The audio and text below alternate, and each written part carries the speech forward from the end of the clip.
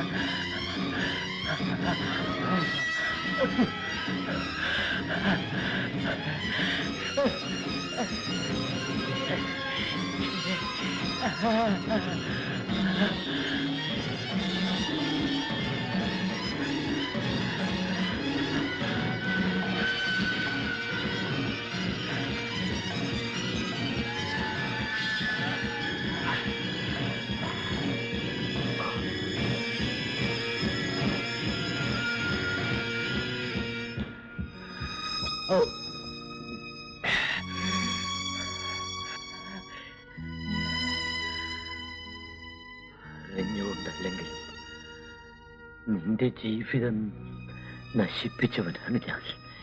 ഇപ്പോ എന്റെ ജീവൻ രക്ഷിക്കാൻ നീ തന്നെ വേണ്ടി വന്നു.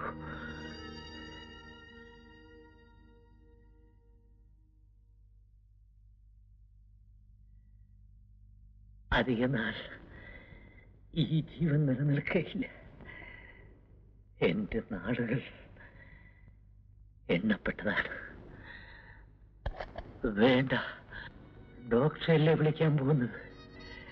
അവരുടെ കയ്യിൽ എനിക്ക് തരാൻ മരുന്നുകളൊന്നുമില്ല, ഉപദേശങ്ങളേ ഉള്ളൂ.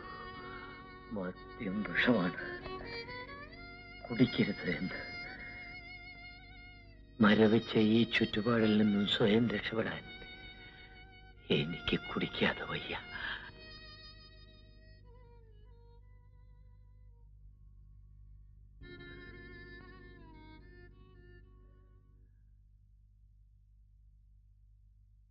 അരുത്.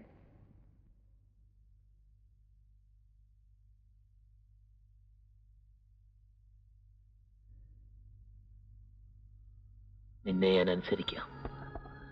പകരം എന്റെ ഒരു അപേക്ഷ നീ സ്വീകരിക്കുമെങ്കിൽ ഒരിക്കലും എന്നെ വിട്ടു പോകില്ലെന്ന് നീ വാക്ക് തരണം.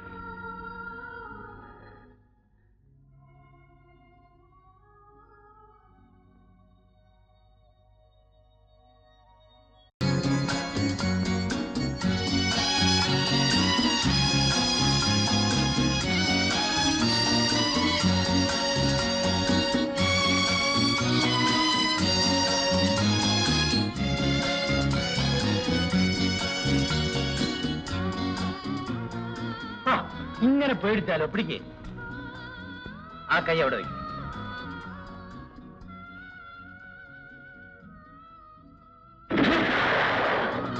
Very good, very good, very good. എന്തിനാണ് ഇതെന്നെ കാണിക്കുന്നത്? മരിച്ചുപോയ എന്റെ ഭാര്യയുടെ ആഭരണങ്ങളാണ് ഇതൊക്കെ. ഇന്നു മുതൽ നീ ഇതണിയണം. എനിക്കിത് ചേരില്ലല്ലോ. ചേർന്ന് കാണാൻ ഞാൻ ആഗ്രഹിക്കുന്നു. അതിനു മുമ്പ് എനിക്ക് എന്റെ മകളുടെ സമ്മതം വാങ്ങണം.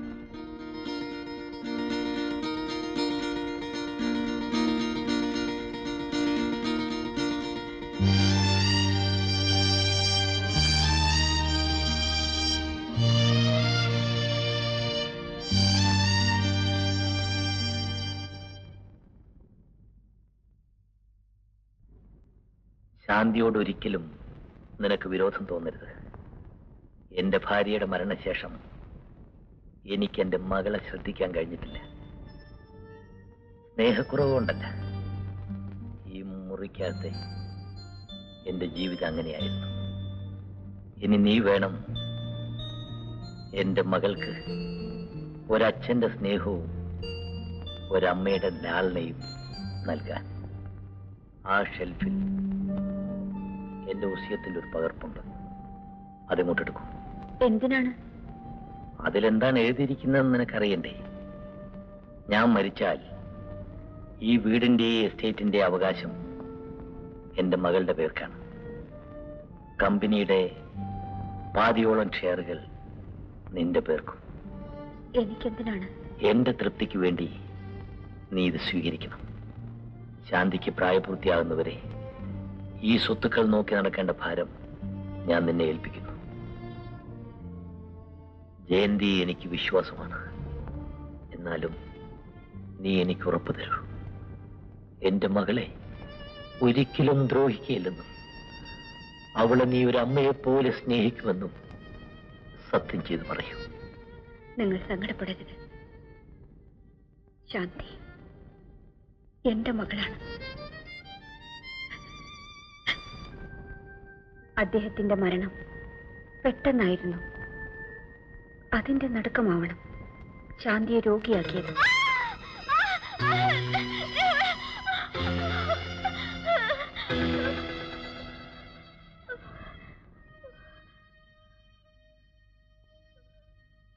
ഡോക്ടർ, ശാന്തിക്ക് ഒരു സമാധാനം കാണുന്നില്ലല്ലോ.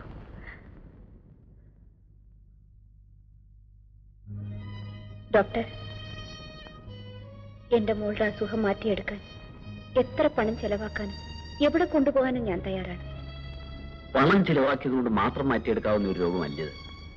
പിന്നെ നിങ്ങൾക്ക് എന്നെ വിശ്വാസമില്ലെങ്കിൽ മറ്റൊരു സൈക്കാട്രിസ്റ്റിനെ പോയി കാണും. നോനോ, ഡോക്ടറിനെ തെറ്റിദ്ധരിക്കരുത്. ഞാൻ എന്റെ വിഷമം കൊണ്ട് അങ്ങനെ പറഞ്ഞതാണ്. I can understand you. എന്റെ നിഗമനത്തിൽ സ്കിസോഫേനിയ എന്ന മാനസിക രോഗമാണ്. ഭയമാണ് കാരണം. പെട്ടെന്ന് വൈൽഡായെന്ന് വരും. മറ്റുള്ളവരെ ഉപദ്രവിക്കാനുള്ള വാസന പോലെ തന്നെ സ്വയം നശിപ്പിക്കാനുള്ള പ്രേരണയും ഈ രോഗികൾ കാണും. ഡോക്ടർ പറയുന്നത് ശാന്തിയെ പുറത്തേക്കെങ്ങും അയക്കരുത്. അവൾ സ്വന്തം ജീവൻ തന്നെ അപകടപ്പെടുത്തിയെന്ന് വരും. സൂക്ഷിക്കണം.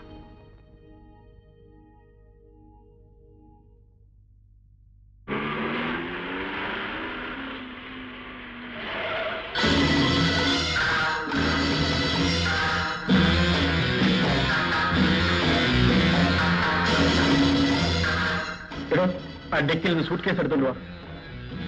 പറഞ്ഞു കേട്ടില്ലേ?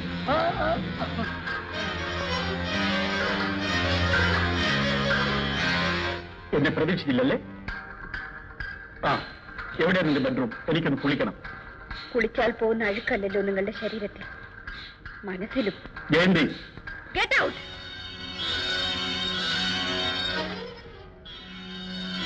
ഹലോ രാജഗോപാൽ, വരൂ. ഞങ്ങൾ തമ്മിൽ ചെറിയൊരു സൗന്ദര്യ പിണക്കം. അന്ന് പോയതിൽ പിന്നെ ഞാനിതുവരെ ഒന്ന് അന്വേഷിച്ചില്ലല്ലോ. അതിന്റെ പരിഭവമാണ്. അല്ല, വീരയനോ? പഴയ താപ്പാന്മാരെല്ലാം ഉണ്ടല്ലോ. സംശയിക്കണ്ട. ഇത് വില കൊടുത്ത് വാങ്ങിച്ചതാണ്, മോഷ്ടിച്ചതല്ല. ആ മിസ്റ്റർ രാജഗോപാൽ, നിങ്ങൾ എപ്പോഴും പഴയ തസ്തികയിൽ തന്നെയല്ലേ? അതെ. എന്റെ ഭാര്യ മാനേജിംഗ് ഡയറക്ടറാണ്. I C. കൺഗ്രാജുലേഷൻസ്. നിന്റെ യജമാനത്തിന്റെ മുറി കൊണ്ടുപോയി എല്ലടാ.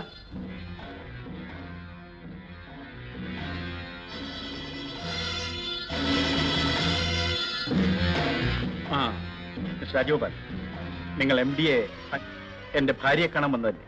അധികം താമസിക്കരുത്. ഞങ്ങൾ ഭാര്യ ഭർത്തക്കന്മാർ വളരെ കാലത്തിന് ശേഷം കാണുകയാണ്. പലതും സംസാരിക്കാനുണ്ട്. I hope you understand.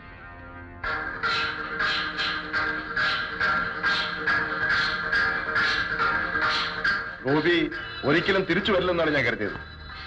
അയാളിവിടെ താമസിച്ച കുഴപ്പമോ? അയാൾ ഇവിടെ താമസിക്കില്ല. പിന്നെ ഇറക്കി വിടാനോ? നിങ്ങൾക്കെന്ത് കഴിയുമോ? ഇല്ലെങ്കിൽ ആ കാര്യം എന്നെ ഏൽപ്പിക്കും. വേണ്ട, നിങ്ങൾ പോയിക്കോളൂ.